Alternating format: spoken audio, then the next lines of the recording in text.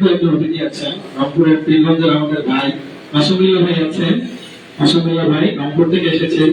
তো মাসুদুল্লাহ ভাইকে একটু অনুরোধ করবো একটু কিছু বলার জন্য।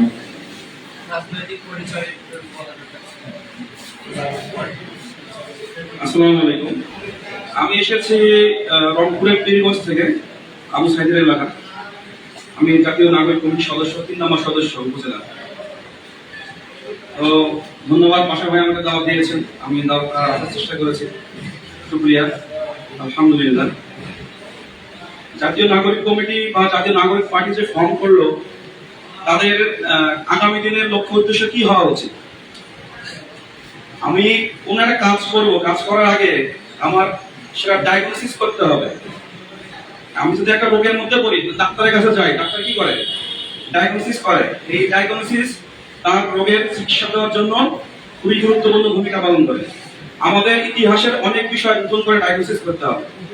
আমাদের ইতিহাস চর্চাটা শুরু করতে হবে 1857 থেকে, যে সেখানে আমাদের সাহিত্যগুলো কিভাবে নির্মাণ করা হয়েছে। আমার পরবর্তীতে 47-এর দেশভাগে কিভাবে এই দেশভাগটা হলো। আমার 1954-এর প্রাদেশিক নির্বাচন বা যুক্তফ্রন্টের যে নির্বাচন কিভাবে হলো। আমার 71-এর মুক্তিযুদ্ধকে মুক্ত চিন্তার মাধ্যমে আমাকে ডায়াগনোসিস করতে হবে।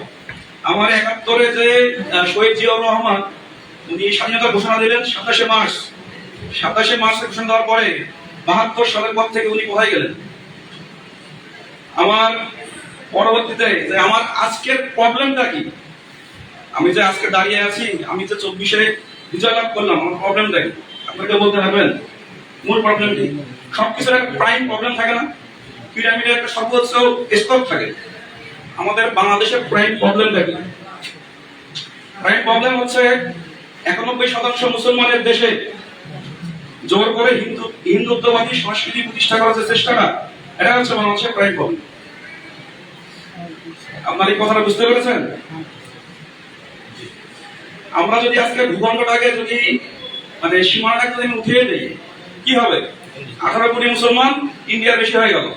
ইন্ডিয়া কি সেটা চায়? ইন্ডিয়া সেটা চায় না। ইন্ডিয়া চায় যে একটা আপনাকে মানে কি বলবো, যে আপনাকে একটা শৃঙ্খলার মধ্যে রাখতে চায়। আমরা যে ভূখণ্ডে বসবাস করি, এই ভূখণ্ডের একটা ইতিহাস আছে। আমাদের মানব পরিচয়, এই ভূখণ্ডের মানব পরিচয়কে আমাদের ডায়াগনোসিস করতে হবে। এই ডায়াগনোসিস আপনাকে নতুন পথের দিশা দেখাবে। আপনার ভাষার যে, আমি বাংলা ভাষা যে আপনি আসলেন এখানে, কলকাতা দাদাবাবুরা যে বাংলা ভাষায় কথা বলে, আমরা বাংলা ভাষায় কথা বলি, এটা কিভাবে আসলো, এটা কথা বলতে হবে। এবং আমাদের গুরুত্বপূর্ণ একটা জিনিস হচ্ছে সেটা হচ্ছে ইসলাম। আমরা সবাই ভুল করি। ভুলটা হচ্ছে আমরা ইসলামকে দেখি হচ্ছে কি বলবো, ধর্মতত্ত্বের ভিত্তিতে। আপনাকে বাংলাদেশের ইসলামটাকে দেখতে হবে ঐতিহাসিক ভিত্তিতে। এটা কথাটা একটু খুব জটিল হয়ে গেল। জটিল প্রশ্নের উত্তরটা খুব সহজ হয়। আমাদের এই চতুর্পাশে একটা মুসলিম বিদ্বেষী বা মুসলমানহীন একটা চতুর্পাশের এরিয়ার মধ্যে আমরা যে 100% মুসলমান একটা কিভাবে হলাম, এই হওয়াটা আপনাকে চর্চা করতে হবে। এটার মধ্যে আপনার আগামী দিনের সাফল্য নির্ভর করবে।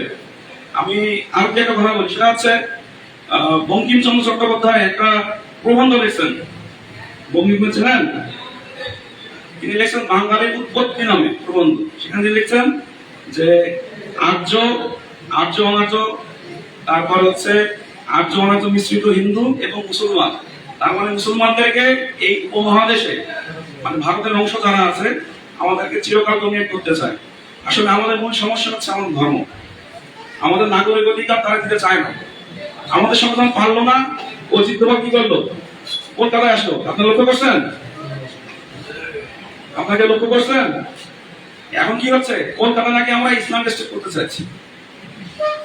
তো আমি বলবো ইতিহাসের অনেকগুলো বিষয় আমাদেরকে নতুন করে ডায়াগনোসিস করতে হবে।